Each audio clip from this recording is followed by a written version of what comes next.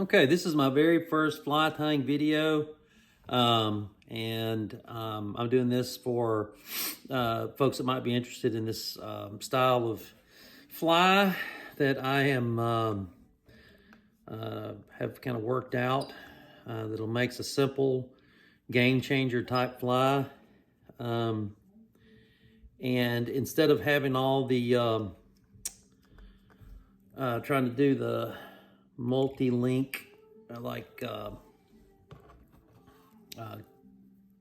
configuration you can do on the back to make a quote-unquote real game changer, I'm using this really small, don't mean to shake it around so much, it's a really small bead chain, and I think it's actually metal, but you can see it's got some nice movement to it, and I'll try to demonstrate that a little bit. But I basically just go ahead and right there in the spaces, I tie in the bead chain, right? And I'll try not to be all fingers here, as Cheech says from Fly Fish Food. But I just basically tie in and anchor this thing. Now you could put some super glue or anything else on there that you want to really anchor it more, but I try to keep this thing as simple as possible. And so there you've got the bead chain tied in. And so then I have this alpaca yarn, fuzzy yarn that I like a lot. And the reason I like the alpaca yarn over a synthetic, the alpaca fur yarn over synthetics, because it holds marker color better. And you'll see why later on in the video. But basically I just take that and set it on here and tie it in so that I've got the yarn well tied into it. And then I might build up a little bit of nose on the end of it, just to give it a little extra something there at the tip. But you'll see when I'm starting to wrap on there that is not really super important. And then I'm just going to use a hand whip finish just on this because it's real rough tying. It's not fine tying. If I do that, I normally use a whip finisher. And you can use a whip finisher if you want to, that's fine. But I just get that tied in. That's really the only tying with thread that you actually do on this fly. And so now, you see I've got the alpaca yarn here, fur yarn out here, tied in. I've got the bead chain tied in. And so the next thing I do is I want to start applying super glue to get it and get the shape that I want out of the fly. So I'm going through here and I am putting the glue on here to get it anchored. And then on the other side, if you can keep the fur from getting too gummed up, is put some on top of here too. And then it's really simple. You just basically take and you do kind of, you want to get a kind of a head started, and your chain is going to whip around some. But you take and do a couple of kind of double wraps at the beginning, and then start to work your way down to give your fly a good head, and then you just kind of take it down to the end of the where the hook bend is, and so that's the initial body. Now, one of the things that I've noticed is I'll tend to get a little thin here when I transition over to this, so I want to try to make sure and be pretty careful with that. And so, again, you can see here where I've got the end of the hook and where the tie-in is, so I want to make sure that I give that plenty of body. And so I keep plenty of glue, keep my glue. You have to have one of these little dispensers that's got a top on it so that you won't, even if it turns over, it won't spill necessarily, because I'm fumble fingered.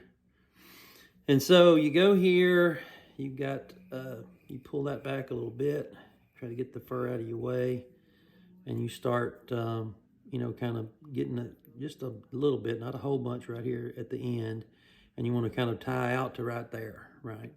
And so you take your yarn and you start wrapping it in, and like I said, because I try to get a couple good heavy wraps here at that joint, and then you've got your first tie-in section. Now you could take and do glue all the way down the chain and wrap it up it, but I like to do it in sections so I can kind of control I want to try to leave the chain from being all glued up all the way down it. So I do sections at a time, right? And trying to keep those wraps tight and overlapping. They don't have to be are tight and close to one another. They don't have to be overlapping, because you can see you're starting to get the tail part of the body out there. So you give it a second to kind of, it doesn't take long for it to kind of dry in there. And so instead of going, right here at the end of it, I'm gonna move up a little bit because I want this to be about 3.5, 4 inches long. So I'm gonna skip some of the links and just put some right here, and then continue to wrap around, and you get used to kind of fiddling with it. But you do keep them, right next to each other, even though you may not be overlapping. And I got a little bit crazy there, so that's all part of the process of learning how to work with this stuff. But the good news is it's pretty forgiving. So you see you're getting out here toward, you're starting to get a good length. And I think I want one more little section of body to give it a little bit more length. And okay, and I'm gonna just go out here, and again, just put some right there because I want to try to leave that chain as free as possible, and just kind of wrap it around. You get, like I said, you get used to the process of wrapping it, and you just let it glue in. And there you have the main part of the fly. If you don't do anything else, you could have a nice little white game changer with no color on it at all if you wanted it. I mean, and these will work too in the right circumstances. So you can see that now it's glued in good, right? You see how it's kind of sticking. And so I'm gonna add one more little touch just to give it attachment at the top, because I'm gonna show you what I'm gonna do there at the very top when I attach it to the top. So now you got that in there. You got a good attachment at the top. So you want to take your nippers, and you want to go back up as high up as you can without getting, into where you've glued, and you trim off that piece of bead chain. And then what I like to do, you could do a couple things. One of the things is, if I'd left a little stub of bead chain, I could have put a little tail on, but I'm not doing that type this time. But I am going to leave just a touch of this yarn end outside of it to kind of give it a trailing, almost kind of zonker feel, just a touch of a zonker, to give it even more kind of movement at the in the water. So I go back about a good half inch maybe, and snip off there, and you can see you've got pretty much a complete fly, a complete white fly. I mean, at this point, you could fish this thing. There's so many things you can do to it. As a matter of fact, I'm probably just going to call this done for this video, because really all you do then is you take markers and you basically color the fly like you want it to be colored. And I'll